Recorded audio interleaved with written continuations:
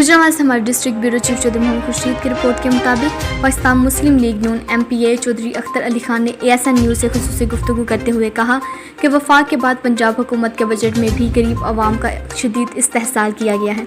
मौजूदा हुकूमत अशराफी और सरमायादारों के मफादात का तहफ़्फ़ुज़ कर रही है।